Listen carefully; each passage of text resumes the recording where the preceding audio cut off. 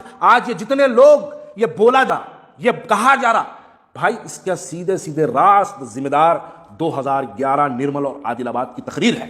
میری اس بات سے بہت سے لوگوں کو تکلیف ہوگی، ہونے دو، لیکن حق تو یہی ہے اور حق کے لیے میں بولتا رہوں گا۔ حق حق ہوتا ہے۔ اگر یہ میری آواز چھوٹی ہوں گی، میرا پیج چھوٹا ہوگا، میرے لوگ سننے والے بہت چھوٹے ہوں گے، لیکن میری بات حق ہے تو اللہ کے فیصلے اللہ کے حوالے، اللہ تعالیٰ اس حق کو آگے پہنچائے گا۔ یہ اللہ کی ذمہ داری اللہ پر چھوڑتے ہیں۔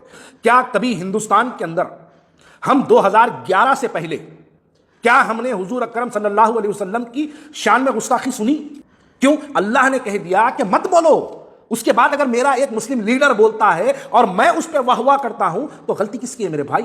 اپنی دو کوڑی کی سیاست کو، آپ اپنی دو کوڑی کی پولیٹکس کے خاطر، آپ کو اس تقریر سے پہلے مہاراشٹر آپ کو نہیں جانتا تھا، اس تقریر سے پہلے آپ کو اتر پردیش نہیں جانتا تھا، اس تقریر سے پہلے آپ کو بہار، بنگال، گجرات نہیں جانتا تھا۔ آپ نے وہ تقریر 2011 میں ایسی ڈیلیور کی کہ وہ دیکھو بولنے کو کیا ہے، میرے سامنے بھی کیمرہ ہے، میرے سامنے بھی مائک ہے، ایسے بھی الفاظ بول سکتا ہوں کہ اگر میں بول دوں شام کے پرائم ٹائم میں رہتا ہوں۔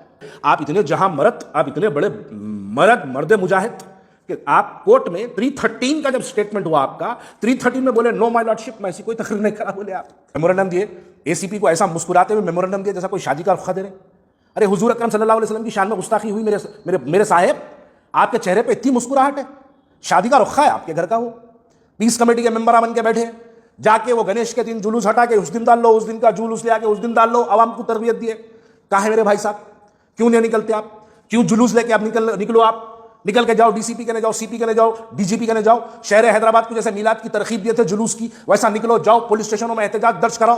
نہیں کر رہے کیا آپ لوگ خالی اس حد تک محدود رہ گئے، یا پھر آپ کو آپ کے سیاسی آخاؤں نے اس حد تک محدود کر کے رکھ دیا؟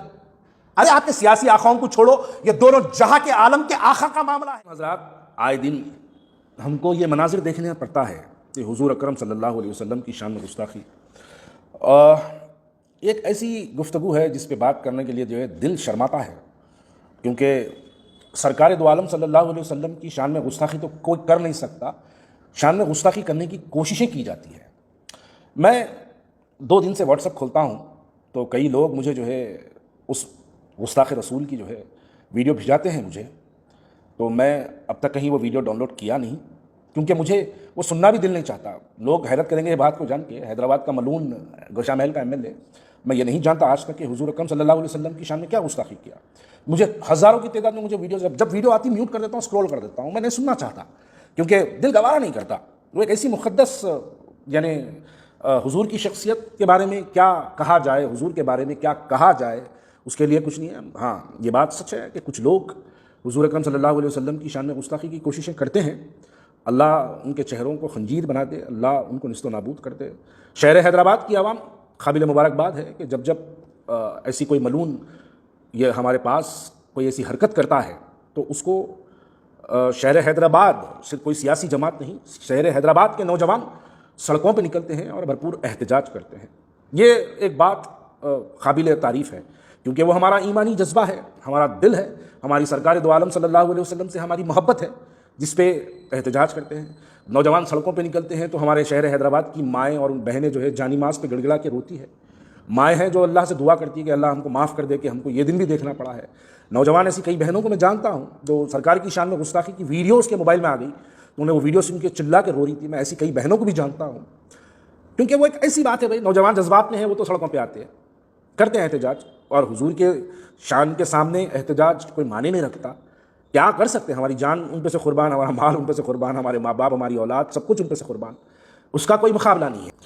لیکن اللہ تعالیٰ نے قرآن مجید میں سورہ نساء میں یہ بات واضح طور پہ کہہ دیا ہے کہ تم ایسا مت کرو ورنہ ایسا ہوگا۔ اس کا مطلب اللہ تعالیٰ نے قرآن مجید سورہ نساء میں اس بات کو ذکر کر دیا ہے، حکم دے دیا ہے کہ تم ایسا مت کرو ورنہ ایسا ہوگا۔ اس کا مطلب اگر تم ایسا کرو گے تو ایسا ہونا تو لازم ہے، کیونکہ وہ اللہ کا حکم ہے۔ جب اللہ کا حکم سورہ نساء میں اللہ تعالیٰ نے یہ بات کو فرما دیا، کہہ دیا، حکم دے دیا کہ تم کسی کے مذہب کے ماننے والے دیوی دیوتاؤں کو، ان کے بتوں کو، ان کے جس کو بھی وہ عقیدہ رکھتے ہیں، ان کو غلط مت کہو تاکہ وہ تمہارے حقیقی خدا کو پلٹ کر غلط کہے، اس کے ذمہ دار تم ہو گئے۔ ویسے ہی اللہ تعالیٰ نے ایک قوم کو اللہ تعالیٰ نے ایک حکم دیا تھا کہ ہفتے کے دن اس تالاب سے مچھلی نہیں پکڑنا، لیکن وہ قوم جمعے کی رات کو جالا ڈال کر مچھلی پکڑ جالے میں مچھلی پھنس جاتی تھی، ہفتے کے دن چھوڑ دیتے تھے، اتوار کے دن نکالا کرتے تھے۔ وہ اللہ کے حکم کی نافرمانی کرے تو وہ قوم کو اللہ تعالیٰ نے بندر بنا دیا۔ یہ واقعات اسلامی تاریخات میں ہے۔ اس کا مطلب یہ ہے کہ سورہ نساء میں اللہ تعالیٰ نے جب کہہ دیا ہے کہ تم یہ کام مت کرو، تو لہٰذا آپ کو یہ جو تقریریں سننی پڑ رہی ہے، یہ اب محترم حضرات، میری ویڈیو سننے والے ناظرین، میرے پیارے بھائیوں، میری امت کی بہنوں، میرے نوجوان مسلمان بھائیوں، بشمول میں بھی اس جلسے میں تھا۔ میں یہ بات پوچھنا چاہتا ہوں، کیا کبھی ہندوستان کے اندر ہم 2011 سے پہلے کیا ہم نے حضور اکرم صلی اللہ علیہ وسلم کی شان میں گستاخی سنی؟ ہم سنتے تھے۔ کس پیمانے پہ؟ کسی گانے میں علی علی کا نام آ جاتا تو سنتوش سپنا تھیٹر جلائی جاتی تھی، کسی گانے میں روجہ پکچر میں برقعے والی کا اگر کوئی غلط سین ڈال دیا ہوتا تو شہر حیدرآباد تھیٹروں میں احتجاج کرتا، بمبئی کی تھیٹروں میں احتجاج ہوتا، بنگلور کے تھیٹروں میں احتجاج ہوتا۔ دیکھیے، جب آپ 2011 کے اندر ایک ایسا سپارک آپ چھوڑے کہ روز ہم کچھ یعنی میں یہ کہنا چاہ رہا ہوں کہ آپ نے غلط بیج بو دیا۔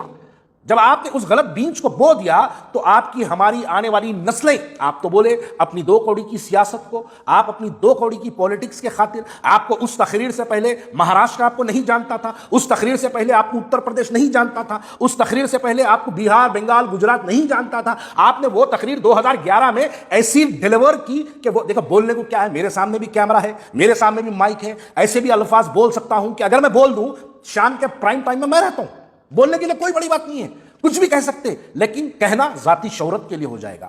آپ کی دو کوڑی کی سیاست، آپ کی پولیٹیکل پارٹی کے ایکسپینشن کے لیے آپ کو جیسے ہی آپ نے وہ تقریر ڈیلیوری دی، اس کے بعد پورے ہندوستان کے کونے کونے میں یہ گودی میڈیا اور یہ نیشنل میڈیا نے آپ کی تقریر کو اٹھا کر مسلمانوں کے ایک لیڈر نے اس انداز میں تقریر کی بول کے اس تقریر کو پیش کیا گیا۔ ارے آپ اتنے جہاں مرد، آپ اتنے بڑے مرد مجاہد کہ آپ کورٹ میں 313 کا جب سٹیٹمنٹ ہوا آپ کا، 313 میں بولے نو مائی لارڈشپ، میں ایسی کوئی تقریر نہیں کرا بولے آپ۔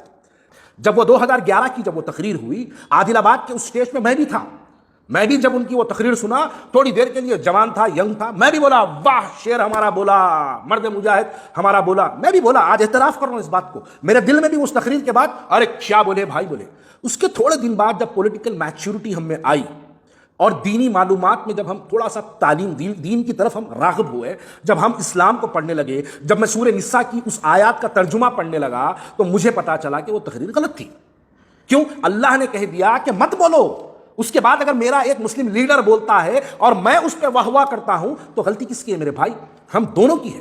اللہ مجھے معاف کرے اور اللہ اس دن کے لیے تمام لوگوں کو معاف کرے۔ لیکن آج یہ جتنے اللہ کا حکم کے مطابق آج یہ جتنے لوگ یہ بولا جا رہا، یہ کہا جا رہا، بھائی اس کا سیدھے راست ذمہ دار 2011 نرمل اور عادل آباد کی تقریر ہے۔ میری اس بات سے بہت سے لوگوں کو تکلیف ہوگی، ہونے دو، لیکن حق تو یہی ہے اور حق کے لیے میں بولتا رہوں گا۔ حق ہوتا ہے۔ اگر یہ میری آواز چھوٹی ہوں گی، میرا پیج چھوٹا ہوں گا، میرے لوگ سننے والے بہت چھوٹے ہوں گے، لیکن میری بات حق ہے تو اللہ کے فیصلے، اللہ کے حوالے، اللہ تعالیٰ اس حق کو آگے پہنچائے گا۔ یہ اللہ کی ذمہ داری اللہ پر چھوڑتے ہیں۔ لیکن جب یہ معاملات ہیں، اب چلیے حالات بالکل خراب ہیں، آئے دن ہم کو اپنے حضور اکرم صلی اللہ علیہ وسلم کی شان میں گستاخی، سوشل میڈیا پہ کعبۃ اللہ کی بے حرمتی، سوشل میڈیا پہ مدینہ منورہ گنبد خضرا کی بے حرمتی۔ ارے میرے بھائی یہ چیزیں کب سے دیکھ رہے ہیں؟ میری عمر بھی آج 40 کے اباؤ ہو چکا ہوں، میں بھی تو دیکھ رہا ہوں سیاسی زندگی۔ 2012 سے پہلے میں یہ سب چیزیں نہیں دیکھا کرتا تھا۔ کچھ پاگل بولیں گے سوشل میڈیا پہ نہیں تھا 2011 سے پہلے، لوگ بولیں گے یہ بات کو، لیکن میرے بھائی کہیں نہیں سنتے تھے تقریریں، ہم کوئی آ کے نہیں کہتا تھا۔ ہم احتجاج کرتے تو چھوٹے موٹے تھیٹروں میں جب گانے لگتے تھے، گانوں میں کوئی علی علی مولا مولا اگر بول دیا تو ہم اس پہ احتجاج کرتے تھے۔ کوئی برقعے والی کا سین اگر کسی پکچر میں غلط آتا تو ہم اس پہ احتجاج کرتے تھے، ہمارا وہ لیول تھا۔ لیکن آج آئے دن یہ ایک جو سوامی کا کیا نام ہے نہیں معلوم میرے کو، لیکن وہ جو ایک بیان آیا، وہ بیان آتے FIRs ہوئے، FIRs ہو رہے، بہت اچھا ہے، میں بولتا ہوں کرنا چاہیے، قانونی گرفت میں پکڑ کے رکھنا چاہیے۔ FIRs ہو رہے ہیں، FIR ہوتے رہ رہے ہیں، پھر اس کا ایک شاگرد، اس کا ایک پالکڑا آ کے جو ہے پھر انہیں اور ایک بیان دیتا اور شہر حیدرآباد پوری ہندوستان کے مسلمان پھر نکل کے FIR کریں گے۔ اب ہم یہی کریں گے؟ بھائی اس کی بنیاد کیا ہے؟ اس کا حل کیا ہے؟ آپ جا کے DGP کو، آپ ایک ابھی دیکھا تھوڑی دیر پہلے میں ہماری قیادت جا کے DGP کو جو ہے ایسا مسکراتے ہوئے میمورنڈم دیے، ACP کو ایسا مسکراتے ہوئے میمورنڈم دیے جیسا کوئی شادی کا رخصہ دے رہے۔ ارے حضور اکرم صلی اللہ علیہ وسلم کی شان میں گستاخی ہوئی، میرے صاحب آپ کے چہرے پہ اتنی مسکراہٹ ہے، شادی کا رخہ ہے آپ کے گھر کا وہ۔ بس آخری میں ایک بات پوچھنا چاہ رہا ہوں, میری بات کو کوئی غلط نہ لے, کوئی شخص غلط نہ لے. میلاد النبی کا موقع آیا, بہت سے دولہے شیروانی پہن کے گاڑیوں میں ٹھہر کے پھولا پہنے. بھائی صاحب, آپ اپنے آپ کو ریلیوں میں نکال کے تماشے کریں, پیس کمیٹی کے ممبر بن کے بیٹھے, جا کے وہ گنیش کے دن جلوس ہٹا کے اس دن ڈال لو, اس دن کا جلوس لے آ کے اس دن ڈال لو, عوام کو تربیت دیے. کہاں ہے میرے بھائی صاحب؟ کیوں نہیں نکلتے آپ؟ کیوں جلوس لے کے آپ نکلو, آپ نکل کے جاؤ, ڈی سی پی کے جاؤ, سی پی کے جاؤ, ڈی جی پی کے جاؤ. شہر حیدرآباد کو جیسے میلاد کی ترغیب دیے تھے جلوس کی, ویسا نکلو, جاؤ پولیس اسٹیشنوں میں احتجاج درج کراؤ. نہیں کر رہے. کیا آپ لوگ خالی اس حد تک محدود رہ گئے, یا پھر آپ کو آپ کے سیاسی آخاؤں نے اس حد تک محدود کر کے رکھ دیا؟ ارے آپ کے سیاسی آخاؤں کو چھوڑو, یہ دونوں جہاں کے عالم کے آخا کا معاملہ ہے. یہ کوئی آپ کے سیاسی دو کوڑی کے شخص کا معاملہ نہیں ہے جو آج ہے کل مر جائیں گا. یہ میرے اور تمہارے آخائے دو عالم کا معاملہ ہے. یہ اس کا معاملہ ہے جس کی صدقہ پورا ہندوستان, پوری دنیا اس کا نام کے صدقہ کھا کے دنیا جی رہی ہے. یہ ان کا معاملہ ہے. چھوڑو آپ کی قیادت کو. اگر آپ کی قیادت نہیں نکلنے دیتی تو مت نکلو. یہ اس قائد کا مسئلہ ہے جو قائد آسمانوں کا قائد ہے, جو پورے دونوں عالم کا قائد ہے. یہ وہ حضور اکرم صلی اللہ علیہ وسلم کا معاملہ ہے. پولیس اسٹیشنوں میں کمپلین کرو, پولیس والوں کو جا کے بولو کہ خالی ایف آئی آر سے معاملہ حل ہونے والا نہیں ہے. گرفتاری دو, گرفتار کرو ان لوگوں کو, اور ایسے مقدمات ڈالو کہ ان مقدمات کے اندر سے زندگی بھر وہ جو ہے ان معاملات میں سے باہر نہ آئے. ویسے معاملات کے لیے آپ اپنا احتجاج درج کراؤ. نوجوانوں, میں آخری میں ایک اپیل آپ تمام سے کرنا چاہتا ہوں. میرے موبائل پہ میں دیکھتا ہوں, جب میں واٹس ایپ کھول رہا ہوں, اس شخص حضور اکرم صلی اللہ علیہ وسلم کی جو گستاخی کیا, میرے بھائی کوئی مسلمان کا دل کیسے گوارا کرتا کہ اس کو لاکھوں کی ہزاروں کی تعداد میں آپ واٹس ایپ کے گروپوں میں ڈال رہے ہیں؟ میرے بھائی کیوں ڈال رہی ہے؟ ارے انہیں اپنے آقا کے بارے میں جو ہے گستاخی کرا اور آپ لوگ گروپوں میں وائرل کر رہے ہیں اس کو. میرے بھائی, جتنے میرے بھائیوں سے میں گزارش کر رہا ہوں, کسی بھائی کے پیج پہ یا کسی بھائی کے گروپ میں اگر وہ ملعون کے کہے ہوئے الفاظ اس کے سوشل میڈیا کے ٹائم لائن میں یا فیس بک پہ یا انسٹاگرام پہ یا ٹویٹر پہ یا یوٹیوب پہ کہیں بھی یا واٹس ایپ کے کسی گروپوں میں اگر وہ ویڈیو ہے تو ڈیلیٹ کر دو. ہم اپنے آقا کی شان میں گستاخی سن بھی نہیں سکتے میرے بھائی, ہم اس کو وائرل نہیں کرنا چاہیے.